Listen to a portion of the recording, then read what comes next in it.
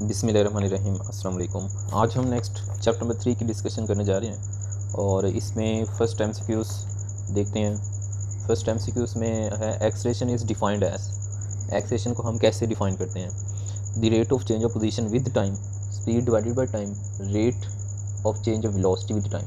अच्छा, इसकी जो बाय डेफिनेशन है वेलोसिटी की, उसको कहते हैं rate of change of velocity with time. तो ये सी ऑप्शन राइट आ जाएगा, बाकी इनमें से कोई ऑप्शन करेक्ट नहीं है। अब चलते हैं सेकंड पे। तो सेकंड में है which of the following is a scalar quantity. बाकी देखें ये स्पीड स्केलर है, बाकी ये सारी वेक्टर क्वांटिटीज़ हैं इसमें। अब थर्ड देख लेते हैं। इसमें थर्ड में लिखा हुआ है which of the following is vector quantity. तो वेक्टर क्वांटिटी में कोई भी नहीं है। मास, डेंसिटी, टेम्परेचर, स्पीड सब स्केलर क्वांटिटीज़ हैं। आगे है which of the following is not an example of accelerated motion. Accelerated motion की कौन एग्जांपल नहीं है? तो इसमें देखें जो हॉरिजॉन्टल कंपोनेंट्स होता है प्रोजेक्टाइल का वो कांस्टेंट होता है, तो एक्सेलेरेशन 0 होगा। बाकी earth motion, swing, pendulum, circle motion at constant speed, vertical component of projectile, ये सब में एक्सेलेरेशन प्रोड्यूस हो रहा होता है, यहाँ स्मॉल वैल्यू होती है। ये देखें इसमें अगर आए तो ये हॉरिजॉन्टल जो कंपोनेंट होता है प्रोजेक्टाइल का ये कांस्टेंट रहता है। जब हॉरिजॉन्टल कंपोनेंट कांस्टेंट रहेगा तो एक्सेलेरेशन कांस्टेंट होगा, और वर्टिकल वेलोसिटी क्या करेगी, वेरी करती है। तो वर्टिकल में एक्सेलेरेशन होता है, जो ग्रेविटेशन एक्सेलेरेशन भी होता है। ठीक है, तो इसकी ई ऑप्शन राइट आ गए। नेक्स्ट 5 देखते हैं हम। 5 में कहता है particle goes from this points to this that points, तो एक्स, वाई, जी टू इन पॉइंट्स की तरफ जाता है। तो इसका हम वेक्टर बना लेते हैं। ये हम वेक्टर इसका बना लेते हैं, यानी फर्स्ट को x1 कह दिया और दूसरे को x2 कह दिया, और ये साथ मीटर यूनिट लगाए हुए हैं, आई हेड, जे हेड, के हेड, इसी तरह इनके साथ लगा लेंगे। और डिस्प्लेसमेंट का फॉर्मूला होता है x2 माइनस x1, यानी ये डिस्प्लेसमेंट आ गया, और यहाँ पे x2 और x1 की वैल्यू लगाई, माइनस किया, सॉल्व किया, तो ये इसका आंसर आ जाएगा। ठीक है, उसके बाद हम देखते हैं इसके बाद 6 MCQ। ये जो टेस्ट में दिए थे, ठीक है, इनमें जो आ रहे हैं ये बोल्ड किए हुए हैं मैंने आंसर साथ साथ। तो 6 में कहता है an example of N inertial frame of reference. Inertial reference frame, inertial frame की कौन सी एग्जांपल है इस? तो देखें जो इनर्शियल फ्रेम का जो कंसेप्ट है ना, वो फर्स्ट लॉ से निकलता है। फर्स्ट लॉ क्या कहता है? न्यूटन का फर्स्ट लॉ कहता है बॉडी अगर रेस्ट में है तो रेस्ट में रहेगा, यूनिफॉर्म मोशन में है तो यूनिफॉर्म मोशन में रहेगा, और जब रेस्ट में in the absence of external unbalance force, यानी न्यूटन फर्स्ट लॉ में एक्सटर्नल फोर्स नहीं लगती, ज़ीरो होती है। तो अगर फोर्स ज़ीरो होगी तो एक्सेलेरेशन भी ज़ीरो होगा, यानी फर्स्ट लॉ पहले होता है। ठीक है, फिर बाद में जब फर्स्ट लॉ हो जाएगा फोर्स ज़ीरो होगी तो एक्सेलेरेशन भी ज़ीरो हो जाएगा, तो सेकंड लॉ भी वैलिड कर रहा होता है। तो अब इसमें देखें 6 में कौन सी बनेगी? फर्स्ट है any reference frame that is not accelerated. हर वो रेफरेंस फ्रेम जो एक्सेलरेट नहीं कर रहा होता, तो अक्सर ये लगा देते हैं इसका कि हालांकि ये जो ना एक्सेलेरेशन ज़ीरो, इसका मतलब है नॉट एक्सेलरेटिंग का मतलब एक्सेलेरेशन ज़ीरो। ये तो न्यूटन सेकंड लॉ है, ये तो बाद में आएगा। उससे पहले क्या है? न्यूटन फर्स्ट लॉ है। न्यूटन फर्स्ट लॉ क्या है? A frame attach to a particle on which there is no force, यानी फर्स्ट पहले तो न्यूटन फर्स्ट लॉ है। जो फ्रेम इनर्शियल फ्रेम होते हैं वो फ्रेम होते हैं जिनमें न्यूटन फर्स्ट लॉ होल्ड करता है। तो फर्स्ट लॉ होल्ड करता है मतलब एक्सटर्नल फोर्स नहीं लगेगी, F ज़ीरो होगी, बाद में फिर एक्सेलेरेशन ज़ीरो होगा। ठीक है, तो हम इसको फिर यूँ कहेंगे कि ऐसा फ्रेम जिस पे एक्सटर्नल फोर्स ना लगे। तो ये बी वाली क्या है? मोर एक्यूरेट इसमें आंसर है। उसके बाद फिर देख लेते हैं नेक्स्ट पे 7 में देख लेते हैं। 7 में कहता है एन ऑब्जेक्ट,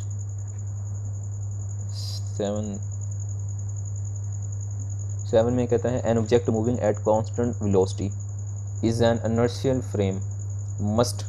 जो कांस्टेंट वेलोसिटी से मूव कर रहा होता है ऑब्जेक्ट फ्रेम के अंदर, उसमें क्या होना चाहिए? मस्ट होना चाहिए। तो उसमें क्या होना चाहिए? हैव ज़ीरो नेट फोर्स ऑन इट। ये अभी भी आपको बता कर रहा हूँ, ये पिछली से रिलेट कर रही है।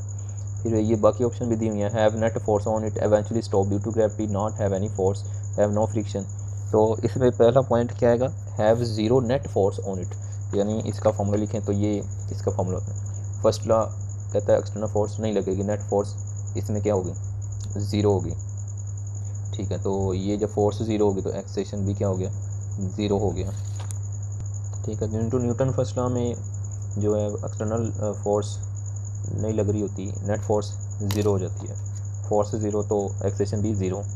8 MCQ देख लेते हैं। 8 MCQ में कहता है in SI units if force is numerically equal to the when the force is applied to it. तो न्यूमेरिकल ऐसा यूनिट में जो फोर्स होती है वो 1 किलोग्राम का एक्सेलेरेशन होता है, और जो 1 किलोग्राम का एक्सेलेरेशन होता है हम यूँ उसको लिख सकते हैं F is equal to m a. तो 1 न्यूटन फोर्स लग रही है 1 kg और 1 metre per second square acceleration होता है। तो 1 kg का 1 metre per second square acceleration होता है, तो इसमें स्टैंडर्ड किलोग्राम मीन 1 kg होगा। अब उसके बाद नेक्स्ट में कहता है which of the following quantity is not vector. तो मास वेक्टर नहीं है, बाकी सब वेक्टर हैं, ठीक है। फिर उसके बाद 10 की तरफ चलते हैं। 10 में कहता है न्यूटन इज़ अ फोर्स क्या है that gives 1 kg body and acceleration of 1 metre per second square, ठीक है। ये अभी इसी तरह का हमने किया, 1 मीटर पर सेकंड स्क्वायर आएगा, 1 kg फोर्स लगेगी तो 1 metre per second square acceleration आएगा। 8 के बाद हम 10 के बाद 11 देखते हैं। Acceleration is always in the direction of, किसकी डायरेक्शन में होता है एक्सेलरेशन, तो एक्सेलरेशन नेट फोर्स की डायरेक्शन में होता है। यानी अगर हम ये फार्मूला लिखें F is equal to m a, तो ये जो फार्मूला होता है F is equal to m a, तो F और एक्सेलरेशन की डायरेक्शन क्या होती है, सेम होती है। या चेंज इन वेलोसिटी की डायरेक्शन होती है। अब चेंज इन वेलोसिटी नहीं दिया हुआ तो इसमें हम फिर क्या कहेंगे, मोर एक्यूरेट नेट फोर्स है। तो नेक्स्ट 12 पे देखते हैं। 12 में कहता है the term mass refers to the same physical concept as inertia. Inertia और मास दोनों का कंसेप्ट सेम है। मास और इनर्शिया दोनों प्रोपोर्शनल होते हैं, डायरेक्टली प्रोपोर्शन है। मास बढ़ेगा तो इनर्शिया बढ़ेगा। यानी इनर्शिया क्या है, property to resist its initial state और its initial state of motion और its initial state of uniform motion. उसके बाद हम चलते हैं 12 के बाद 13 देखते हैं। 13 में लिखा हुआ है the inertia of a body tends to cause the body. Inertia क्या करता है, cause to tends to body, ये क्या करता है, resist any change in its motion. ये वही अभी बाय डेफिनेशन इसका कंसेप्ट है। 14 पे चलते हैं। 14 में कहते हैं mass differs from weight in that, mass क्या होता है, weight is a force and mass is not, ठीक है। मैस फोर्स नहीं होती, वेट फोर्स होती है। बाकी और एमसीक्यूज जो है वो रॉन्ग दी हुई हैं, ठीक है। 15 पे चलते हैं। 15 में कहता है the mass of body is क्या है, is same for all bodies of the same volume. तो सेम वॉल्यूम होगा तो सबका मैस क्या होगा, सेम होगा, ठीक है। कुछ जो है ना वो ये डिफरेंट ऑप्शन लगा देते हैं, रॉन्ग कर देते हैं। इसमें slightly different at different places, math से डिफरेंट नहीं होता, सेम होता है। Law of conservation of maths बताते हैं मैथ्स चेंज नहीं होता। 16 पे चलते हैं। 16 में कहता है the mass and weight of body, mass और वेट जो बॉडी के होते हैं वो क्या करते हैं, डिफर बाय फैक्टर 9.8। इसका जो करेक्ट आंसर है वो ये है, have same ratio as that of any other body places at that location. तो सेम रेशो होती है वेट और मैस की। अब कुछ ना ये भी इसका कंसेप्ट लगा देते हैं, ठीक है। कुछ इसमें कहते हैं कि वेट का फार्मूला चूँकि होता है mg, तो इसमें कह देते हैं m मल्टीप्लाई बाई 9.8। तो वेट क्या है, मैस से डिफरेंट है, कितना फैक्टर डिफरेंट है, 9.8। ये नहीं कहना इसको यूँ कहेंगे कि ये m1 v w1 m1, ठीक है। इसी तरह ये w2 m2, इनको डिवाइड किया, एक्सेशन कांस्टेंट रहेगा, ठीक है। जब ये वेरिएबल होंगे तो ये क्या आ गया, w1 और w2 इक्वल टू m1 और m2, तो इनकी रेशो क्या रहेगी, इक्वल होगी, यानी सेम रहेगी, ठीक है। उसके बाद हम देख लेते हैं नेक्स्ट क्वेश्चन नंबर देखते हैं। जो मैस और वेट होते हैं 16 MCQs में देखें, मैस और वेट बॉडी क्या करते हैं, have same ratio as that of any other body at that location, ठीक है। यानी ये यूँ कह लें, ये W इक्वल टू mg होता है, इधर एक्सेशन क्या है, mg है, ठीक है। तो इनको लगाएं, w2 m2 डिवाइड करें तो ये रेशो इनकी मैथ्स की और वेट की सेम आएगी। कुछ ये कहते हैं w इक्वल mg, g 9.8, तो मैथ्स 9.8 डिफरेंट है किससे, w से, ये नहीं कहना, ये मल्टीप्लाई हो रहा है, ठीक है, डिफर नहीं है। इधर हम देखेंगे कि जो कंसेप्ट है ना वो ये इसको एक्यूरेट, मोर एक्यूरेट है कि ये क्या आता है, रेशो हमेशा सेम रहती है। अगर आप क्या करें, उधर चले जाएँ, चांद पे चले जाएँ, मून पे चले जाएँ, तो उधर तो g/6 होता है, तो फिर उधर हम कहेंगे कि weight is a factor mass and mass is different by weight by g/6, मतलब ये हमेशा 9.6 है तो नहीं डिफरेंट रहेगा, ये फिर g/6 भी आ सकता है, तो इसलिए फिर मोर एक्यूरेट ये वैल्यू आ जाएगी, फिर वेट और मैसेज की रेशो सेम रहती है। 16 हो गया। 17 पे चलते हैं। 17 में कहते हैं object place on an equal arm balance require 12 kg to balance it when placed on the spring scale, this scale reads 12 kg, everything balance scale और सेट वेट्स, ठीक है, in is now transported to moon where the free fall acceleration is 1/6 that of earth, no reading of the balance and spring scale is respectively. अब इसमें ना क्या कहता है, ये सिचुएशन समझे, वो कह रहा है कि ये बैलेंस है, इसके ऊपर ये ऑब्जेक्ट रखा हुआ है, इसको बैलेंस करने के लिए कितना मैस रखा है, 12 kg, ठीक है। अब इसी को उठा के मून, ये अर्थ पे था, अब इसको उठा के मून पे ले जाते हैं। जब इसको मून पे लेकर जाएंगे तो वो कहता है कि इसको बैलेंस करने के लिए, ऑब्जेक्ट को बैलेंस करने के लिए कितना मैस चाहिए और जो स्केल रीडिंग करेगा इस मैथ्स की वो कितनी होगी। उसने हमें पहले बता दिया कि इसको बैलेंस करने के लिए 12 kg चाहिए, ठीक है, और जो स्केल ने रीड किया इसको वो 12 kg रीड किया, ठीक है। अब वो कहता है कि इसको मून पे ले गए हैं सारे सिस्टम को, तो मून पे इसको बैलेंस करने के लिए कितना, इस ऑब्जेक्ट को बैलेंस करने के लिए कितना मैथ रखेंगे और ये स्केल कितनी रीडिंग देगी। तो हमने देखा कि बैलेंस जब मून पे ले जाएंगे तो बैलेंस करने के लिए 12 ही रखना पड़ेगा। लॉ ऑफ कंजर्वेशन मैथ्स बताता है मैथ चेंज नहीं होता। लेकिन स्केल जो रीडिंग करेगी वो कितनी करेगी, 2 kg। वो क्यों 2 kg रीड करेगी, क्योंकि उसके मुताबिक जो हम देखेंगे ये इसमें देखें W=mg है, तो मून पे जाएंगे तो g/6 हो जाती है ग्रेविटी, और g/6 को हम फिर यूँ लिख सकते हैं m/6, और पहले कितना था 12 को 6 पे डिवाइड किया तो कितना आ गया 2 आ गया, ठीक है। तो 2 आ गया, इसमें मैथ्स कितना बता रहा है 2 आ रहा है, और एक्चुअली वो क्या करेगी इस 2 को g से मल्टीप्लाई करेगी तो वेट कितना बनेगा 20 न्यूटन बनेगा, ठीक है। लेकिन उसमें स्केल में क्या शोर होगा कि ये मैथ्स कितना है 2 kg, स्केल ये बता रहा होगा लेकिन एक्चुअली में बैलेंस कितना हो रहा होगा 12 से ही बैलेंस हो रहा होगा, क्योंकि उसने 2 जब बताना है तो 2 से क्या पता चलेगा कि इसका जो वेट आएगा वो 20 न्यूटन आएगा। तो फिर इसका मतलब स्केल ने रीडिंग हमें बताई 2 kg, ठीक है। इसमें ऑप्शन जो राइट ऑप्शन है वो नीचे देख लेते हैं, इसमें 12 kg बैलेंस होने के लिए, और जो स्केल बताएगी वो 2 का मतलब है कि वो 20 न्यूटन वेट उसका आएगा। अब देख लेते हैं 18 में कहता है 2 objects having one having 3 times the mass of other or draw from the same height in vacuum, at the end of their fall their velocities are equal because, ठीक है। ये कह रहा है कि 2 बॉडीज़ को हमने फॉल किया, तो इसमें जो ऑप्शन है वो कोई भी नहीं बनेगी। इसमें लिखा हुआ है falling in vacuum as constant velocity, वो वैक्यूम में कांस्टेंट वेलोसिटी है। All object reach the same terminal velocity, same terminal velocity से आते हैं। Acceleration of larger object is 3 times the greater of that of small object. अच्छा, the force gravity same for all objects, ये दी हुई option कि ये होगा, तो इस वजह से क्या होता है कि ये क्या करते हैं इनकी फाइनल वेलोसिटी सेम होती है। तो इनमें से कोई भी ऑप्शन करेक्ट नहीं है। इसका जो आंसर है वो आपको 19 में चल के बताते हैं। इसमें क्या कहता है a feather and a lead ball are dropped from rest in vacuum on the moon, the acceleration of the feather is, ठीक है। एक लेड बॉल है बहुत भारी है, और एक क्या है कि फीदर है, दोनों नीचे आ रहे हैं, तो दोनों क्या कर रहे हैं नीचे आ रहे हैं, तो उनमें क्या होगा the same as that of lead ball. Acceleration क्या होगा फीदर का भी वही होगा एक्सेलेरेशन जो लेड बॉल का होगा, दोनों का एक्सेलेरेशन सेम होगा, ठीक है। तो वो क्या करेंगे सेम स्पीड से नीचे हिट करेंगे, और ये जो नीचे फ्री फॉल में आ रहा होगा तो ये 9.8 मीटर पर सेकंड स्केल भी ऑप्शन बनती है, लेकिन दोनों का इक्वल होगा तो फिर ये वाली मोर एक्यूरेट लगाएंगे, same as that of lead ball, दोनों का एक्सेलेरेशन सेम होगा, और ऑफ कोर्स कितने से आएंगे 9.8 आएंगे, ठीक है। तो फिर ये बी ऑप्शन करेक्ट आ जाएगी। अब 20 पे चलते हैं हम, 20 में देखते हैं। 20 में इसमें कहता है कि equal forces F act on isolated bodies A and B. The mass of B is 3 times that of A. The magnitude of acceleration A is, ठीक है। तो एक्सेलेरेशन जो A का होगा वो 3 times that of B होगा। इसका solution देखें, हमें पता है F = ma होता है, ठीक है। इसमें A का फॉर्मूला आ जाएगा F और M, और ये सबके में A लिखा हुआ है यानी A बॉडी का, और B का मैथ 3 से 8 टाइम्स ग्रेटर है, तो इधर से MA निकालें, MB/3 आ जाएगा, और MA की वैल्यू इधर लगाएं, MB/A, B for B ball है, A फॉर A बॉडी का। अब ये 3 मल्टीप्लाई हो जाएगा ऊपर चल के, तो यहाँ पे अब ये जो पोर्शन है ये दोबारा क्या बन जाएगा एक्सेलेरेशन ऑफ B मैस बन जाएगा। तो इसका मतलब है कि E का एक्सेलेरेशन B से क्या हो जाएगा 3 टाइम्स हो जाएगा।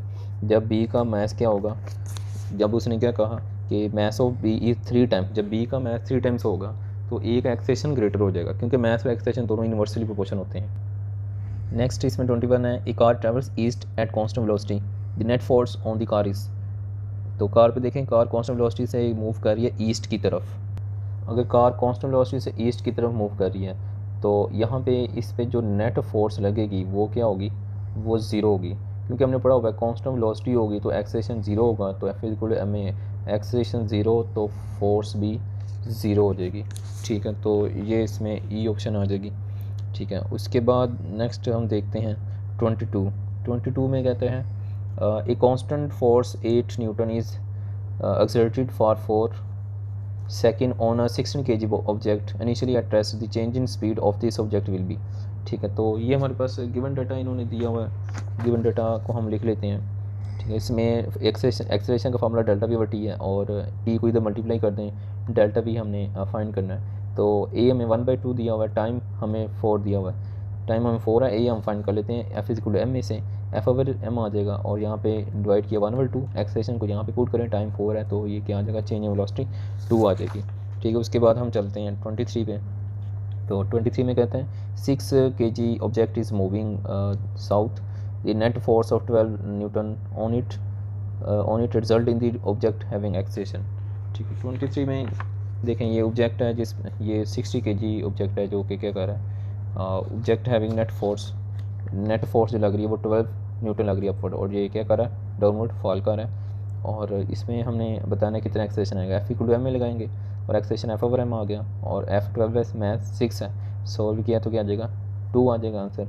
और ये नॉर्थ आएगा क्योंकि रिजल्टेंट फोर्स जिस डायरेक्शन में है उसी डायरेक्शन में हम ऑब्जेक्ट को लेंगे, तो रिजल्टेंट फोर्स किधर है, नॉर्थ की तरफ है। ठीक है ना, ये स्केल होता है नॉर्थ ईस्ट वैसा, तो नॉर्थ की तरफ है फोर्स रिजल्टेंट, तो फिर हम कहेंगे एक्सेलेरेशन भी फोर्स की डायरेक्शन में आता है। ठीक है, तो ये 23 हमने देख लिया। नेक्स्ट 24 को देख लेते हैं। 24 में कहता है 9000 Newton automobile is pushed along a level road by 4 students who apply total forward forces of 500, neglecting friction. The acceleration of automobile is, ठीक है, एक्सेलेरेशन बताना हमने ऑटोमोबाइल। तो इसमें देखें ये mg फॉर्मूला होता है वेट का, m आ जाएगा wg 9016 900 kg इसका मैस आ जाएगा, और यहाँ पे एफ को एम में लगाते हैं, एक्सेलेरेशन का फॉर्मूला आएगा एफ ओवर एम, और यहाँ पे एफ़ की वैल्यू और मैस की लगाई तो कितना आ गया 0.55 यानी 0.54 हमारी इस MCQ की ऑप्शन में दिया हुआ है, तो फिर ये वाला इसका ऑप्शन आ जाएगा। 25 पे देखें, if the total momentum of system is changing, अगर टोटल मोमेंटम चेंज कर रहा है तो इसमें क्या देखना है, आंसर क्या देखेंगे, net force next external force must acting on it zero, नेट फोर्स क्या होगी, ज़ीरो होगी। ठीक है, यानी ये यूँ इसको कह लें, f is equal to delta p t. ठीक है, फोर्स एक्ट कर रही है तो मोमेंटम क्या हो रहा है, चेंज हो रहा है, तो इस पर नेट फोर्स लगेगी तो मोमेंटम भी क्या होगा, चेंज होगा। ठीक है, तो फिर ये ऑप्शन आ जाएगी, net force must be acting on system. उसके बाद 25 के बाद 26 से देख लेते हैं। The law of conservation of momentum applies to a system colliding object only if, ठीक है, law of conservation of momentum हम लगाते हैं जब क्या हो, net external impulse zero, net external impulse zero होने का मतलब नेट फोर्स ज़ीरो है। ठीक है, तो इसमें बस पूछने का अंदाज डिफरेंट है, इसमें हम कहेंगे ये इम्पल्स ज़ीरो होगा तो फोर्स भी क्या आएगी, ज़ीरो आएगी, फोर्स ज़ीरो आएगी तो टोटल मोमेंटम क्या होगा, इनिशियल और फाइनल मोमेंटम क्या होगा, ये चेंज मोमेंटम ज़ीरो हो जाएगा। ठीक है, इम्पल्स ज़ीरो तो चेंज मोमेंटम ज़ीरो, क्योंकि हमें पता है कि इम्पल्स किसके इक्वल होता है, चेंज इन मोमेंटम के इक्वल। ठीक है, इम्पल्स ज़ीरो मतलब change momentum zero, final minus initial में माइनस दूसरी तरफ जाएगा पॉजिटिव हो जाएगा, तो इनिशियल और फाइनल मोमेंटम क्या आ जाएंगे, इक्वल आ जाएंगे यानी कांस्टेंट आ जाएंगे। इन अदर वर्ड्स हम कह सकते हैं कि इम्पल्स बी को ज़ीरो हो तो law of conservation of momentum hold करते हैं। अब देखें इसमें कहता है सेकंड 27 में, two bodies of unequal masses placed at rest on frictionless surface are acted upon by equal horizontal surface for equal times. Just after these forces are removed, body or greater mass will have. आप देखें इसमें अक्सर ये गलती कर जाते हैं, इसमें कहता है कि पहले टू बॉडीज़ को क्या किया हमने, अनइक्वल मैसेस हैं उनको हॉरिजॉन्टल फोर्स लगाई फ्रिक्शनलेस सरफेस पे। ठीक है, और फिर just after the forces are removed the body greater mass will have, जब फोर्सेस लगाई टू अनइक्वल मैसेस की बॉडीज़ हैं, ठीक है, उन पे फोर्सेस लगाई और फिर फोर्सेस रिमूव कर दी तो किसका मैस ग्रेटर होगा, किसका मोमेंटम ग्रेटर होगा, तो अक्सर ये लगा लेते हैं स्टूडेंट्स, जिसका मैस ग्रेटर हो कह देते हैं उसका मोमेंटम भी ग्रेटर है, क्योंकि वो इस फार्मूले को देखते हैं एम वी, मैस ग्रेटर तो वो कहते हैं मोमेंटम भी ग्रेटर है। लेकिन आप इस फार्मूले को लगाने से पहले ये देखें, यहाँ पे लॉ ऑफ कंजर्वेशन मोमेंटम लगेगा। लॉ ऑफ कंजर्वेशन मोमेंटम क्या है, पहले फोर्स लगी फिर फोर्स रिमूव कर दी, इसमें क्या होगा, बिफोर इनिशियल मोमेंटम और फाइनल मोमेंटम इक्वल होगा, यानी हम कहेंगे law of conservation of momentum यहाँ पे क्या करेगा, होल्ड करेगा, law of conservation of momentum यहाँ पे होल्ड करेगा हर सूरत में। ठीक है, तो जब मोमेंटम होल्ड करेगा तो मोमेंटम क्या रहेगा, सेम रहेगा दोनों का। ठीक है, same momentum as the other body. 28 पे देख लेते हैं। 28 में कहता है कि a 10 kg block of ice at rest on frictionless horizontal surface, a 1.0 Newton force is applied in an easterly direction for 1 second. During this time interval the block is, ठीक है, 28 में देखें इसमें किस तरफ ऑब्जेक्ट मूव करेगा, F equal M में A is equal F over M और एक्सेलेरेशन 1 आ जाएगा, change in velocity over divided by time is equal acceleration होता है। टाइम को मल्टीप्लाई कर दें, डेल्टा वी का फार्मूला आ जाएगा 1, वैल्यू 1 आ जाएगी। और इसमें भी फाइनल माइनस इनिशियल क्या है 0 है, तो ये वी आ गया। और p is equal m v, और 1 मास भी 1 वेलोसिटी भी 1, तो क्या आ जाएगा 1 kg आ जाएगा। तो अब देखें यहाँ पे अब जो राइट ऑप्शन बनेगी 28 में वो मोमेंटम आएगी, हालांकि एक्स वेलोसिटी हमारी आ रही है 1 आ रही है, लेकिन इधर उसने स्पीड लिखा हुआ है। ठीक है, हम जो मोर एक्यूरेट इसका आंसर बताएंगे वो वेक्टर फॉर्म में बताएंगे, क्योंकि उसने डायरेक्शन बताई हुई है क्वेश्चन में, ईस्टर्नली डायरेक्शन। तो मोमेंटम क्या होती है, वेक्टर क्वांटिटी होती है, तो इसलिए फिर वेक्टर क्वांटिटी में मोर एक्यूरेट आंसर मोमेंटम आएगा। बाकी स्पीड व स्केलर है, काइनेटिक एनर्जी भी स्केलर है, इस वजह से सी ऑप्शन करेक्ट है। ठीक है, उसके बाद हम 29 देखते हैं। 29 में कहता है whenever an object strike the stationary object of equal mass, जब ये ऑब्जेक्ट स्ट्राइक करते हैं ऑफ इक्वल मैसेज के तो क्या होगा। ठीक है, 29 में देखें यहाँ पे क्या, यहाँ पे ये जितनी ऑप्शन थी इनमें से कोई भी नहीं बनेगी। Two object can not stick together, collision must be elastic, first object must stop, momentum is not necessarily conserve. चौथी भी नहीं आएगी, डी नहीं आएगी, क्योंकि मोमेंटम हमेशा कंजर्व रहता है। तो फर्स्ट सी में देखें फर्स्ट ऑब्जेक्ट मस्ट स्टॉप, तो ज़रूरी नहीं है ये फर्स्ट ऑब्जेक्ट स्टॉप हो जाए अगर इक्वल मैसेज हो। फिर इसमें बी में देखें the collision must be elastic. ठीक है, तो मैसेज इन इलास्टिक कोलिजन भी हो सकता है इसमें, तो फिर ये आ जाएगा नन ऑफ दिस, कोई ऑप्शन नहीं बनेगी। जो इसमें ऑप्शन बनती है वो हमने पढ़ा हुआ है 3 केसेस हैं 3rd चैप्टर में FSA के, कि जब इक्वल मैसेज के एक दूसरे से कोलाइड करते हैं तो क्या होता है, उनकी वेलोसिटीज इंटरचेंज हो जाती हैं, एक दूसरे में चेंज हो जाती है। M1 की वेलोसिटी M2 को मिल जाती है और M2 की वेलोसिटी M1 को मिल जाती है। ठीक है, 30 पे देखें, इसमें कहता है कि for two body collision involving object with different masses frame of reference which has the same velocity relative to liberty as does mass at the centre of mass of, कह रहा है कि एक फ्रेम है, फ्रेम की velocity किसी laboratory के लिहाज से क्या है, कांस्टेंट है। तो अगर फ्रेम की वेलोसिटी कांस्टेंट है तो उस फ्रेम के अंदर जितने भी ऑब्जेक्ट होंगे उनका टोटल मोमेंटम क्या होगा, ग्रुप का टोटल मोमेंटम हमेशा 0 होता है। ये law of conservation of momentum हमें बताता है। तो फिर हम क्या कहेंगे, frame for which total momentum of 2 bodies is 0, मतलब अंदर जब ग्रुप है उस फ्रेम के अंदर जितने भी बॉडी होते हैं उनका मोमेंटम 0 होता है, ये हमें बताता है law of conservation of momentum. ठीक है, तो ये हमने कर ली टेस्ट 3 की डिस्कशन। फिर नेक्स्ट हम टेस्ट 4 की डिस्कशन करेंगे। तो मिलते हैं नेक्स्ट डिस्कशन में। अल्लाह हाफिज़।